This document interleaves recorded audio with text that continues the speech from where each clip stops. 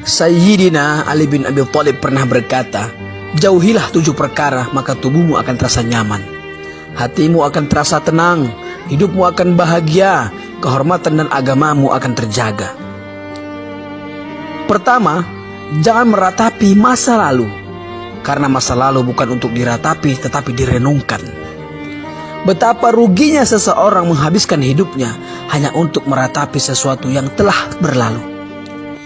Karena semua yang telah berlalu tidak akan mungkin pernah terulang kembali. Kalaupun terulang kembali, dimensinya pasti akan tetap berbeda. Masa lalu seharusnya dijadikan pelajaran untuk menjemput masa depan yang lebih menjanjikan untuk kehidupan dunia dan akhirat. Kedua, jangan memikirkan sesuatu yang belum tentu akan terjadi. Karena hal itu hanya akan menimbulkan kekhawatiran, depresi, stres, mempengaruhi kesehatan tubuh dan terjebak dalam ilusi. Teruslah berprasangka baik, karena jalan hidup setiap orang sudah ditetapkan oleh Allah Subhanahu wa Ta'ala. Dalam Al-Quran, Allah Subhanahu wa Ta'ala berfirman, katakanlah bahwa sesuatu sekali-kali tidak akan menimpa kami melainkan apa yang telah ditetapkan oleh Allah bagi kami. Quran Surah At-Taubah ayat 51. Ketiga, jangan menghina orang lain jika apa yang engkau hina ada dalam dirimu. Berkacalah pada diri sendiri sebelum menghina orang lain. Tanyakan pada diri sendiri, pantaskah aku menghina orang lain? Padahal sesuatu yang aku hina dalam dirinya ada juga dalam diriku.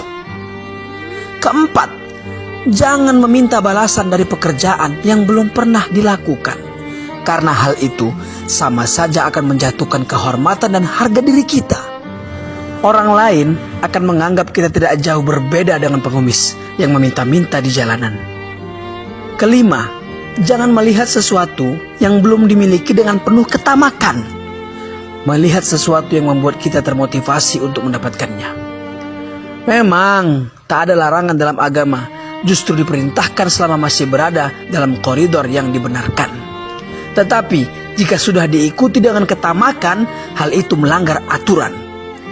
Karena ketamakan akan menjerumuskan seseorang dalam perbuatan yang berlebih-lebihan dan tidak terkontrol. Keenam, jangan marah kepada orang yang terlihat tenang. Karena hal itu sama saja membangunkan singa dari tidurnya dan memancing kelaparan buaya. Jangan melihat orang tenang tidak bisa berbuat apa-apa. Dalam ketenangannya, ia berusaha menahan amarahnya. Kapan amarahnya keluar, maka ledakannya seperti bom yang mematikan. Berusahalah tenang dalam keadaan apapun. Menghadapi sesuatu dengan kemarahan tidak akan menyelesaikan masalah, tetapi justru menambah dan memperkeruh masalah.